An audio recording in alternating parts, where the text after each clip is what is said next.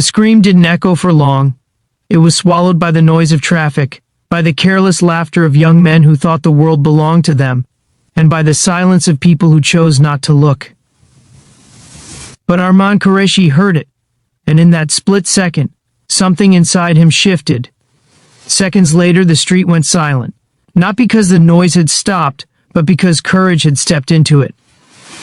If you believe kindness still matters in a world that often looks away, take a moment right now to like, comment, share, and subscribe to Whisper Tales 3. Stories like this remind us that second chances and brave hearts still exist. It was a bright afternoon in early spring, the kind of day where sunlight makes everything look softer than it truly is. The sidewalks were busy with vendors, students, and office workers escaping for lunch. Armand walked beside his 7-year-old daughter, Meher, her small hand tucked into his. She was telling him about a drawing she had made at school, a house with a huge mango tree and a mother standing at the door. Armand listened carefully, smiling, even though the mention of a mother still felt like a quiet bruise inside him. 2 years ago, his wife Sana had passed away after a sudden illness. Since then, Armand had been both mother and father, learning to braid hair through online tutorials, burning countless breakfasts before perfecting heart-shaped pancakes, staying awake through fevers and nightmares. He had given up overtime shifts to be home before sunset. He had learned that strength didn't roar.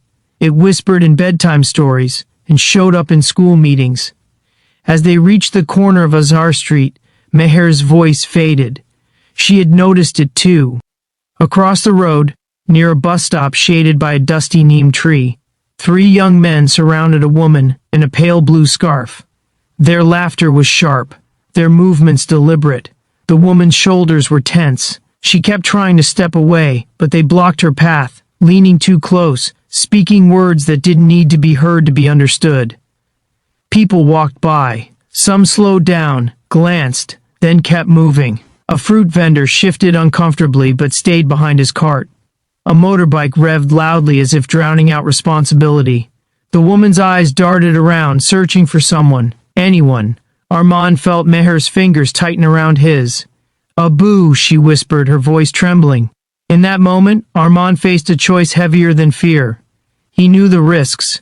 He wasn't a fighter. He was an accountant with tired eyes and calloused hands from fixing leaky taps at home. He had a daughter who depended on him. The sensible thing would have been to cross the street quietly and move on. But then he looked at Meher. What would she remember from this day? The mango tree drawing? Or the moment her father looked away? Armand knelt in front of her, his voice steady though his pulse thundered. He told her to stand near the bookstore entrance and not move. She nodded, wide-eyed, trusting him with a faith that felt sacred. Then he stepped into the street. The sun felt hotter now, the sounds sharper.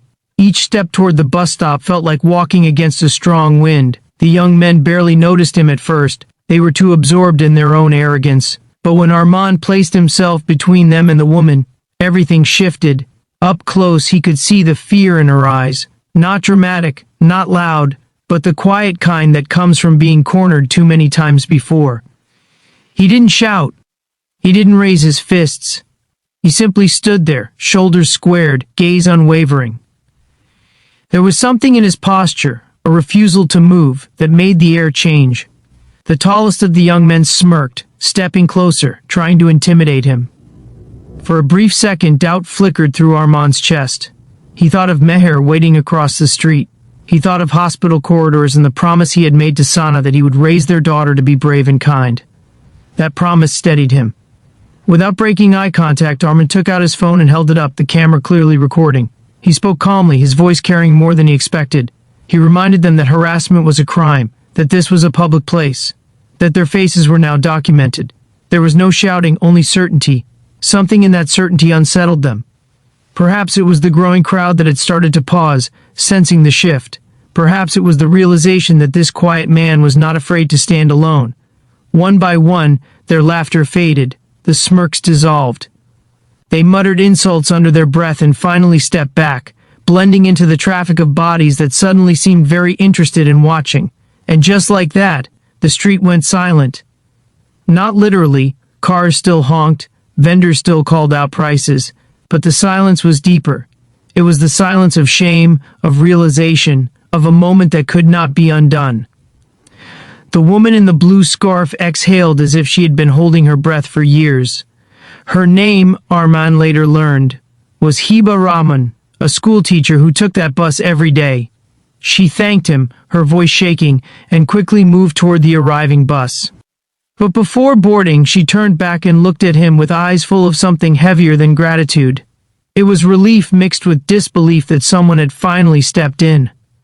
Arman crossed back to Meher, who ran into his arms. She didn't fully understand what had happened, but she understood enough. She hugged him tightly, her small heartbeat racing against his chest. He realized then that courage is contagious. Over the next few days, something unexpected happened. A bystander had recorded part of the incident and shared it online. The video spread quickly, not because of violence, but because of restraint. People commented on the power of calm bravery. Local news channels picked it up. They called him a hero. Arman felt uncomfortable with the word. He had only done what he hoped anyone would do. Iba reached out through a community group to thank him properly. She shared her own story. Years of silent harassment on that route. Days of adjusting her schedule to avoid certain hours. Inspired by what had happened, she began organizing awareness sessions at her school about standing up against harassment and supporting victims. Other teachers joined. Local shopkeepers near Azhar Street agreed to keep a closer watch and intervene when needed. Change didn't come like a thunderstorm. It came like sunlight, gradual, steady, undeniable. For Arman, the biggest change was at home. One evening, as he tucked Meher into bed, she handed him a new drawing. It showed a street with a big neem tree. There were people standing, together, and in the center was a small figure holding a phone. Above it she had written in uneven letters, "My Abu is brave." His throat tightened. He realized that bravery wasn't about being fearless. It was about choosing what kind of example to set, even when your hands are shaking. If this story touched your heart, if it reminded you that one person can shift the weight of an entire moment, please take a second to engage with this video. Like it, share it, and tell us your thoughts. Your support helps stories like these reach the people who need them most. And before we end, here's a special request. Comment the word courage if you believe even one voice can break a harmful silence. That afternoon on Azhar Street was not about a fight. It was about a father who refused to let his daughter learn indifference. It was about a woman who found allies where she least expected them. It was about a crowd that realized silence has consequences.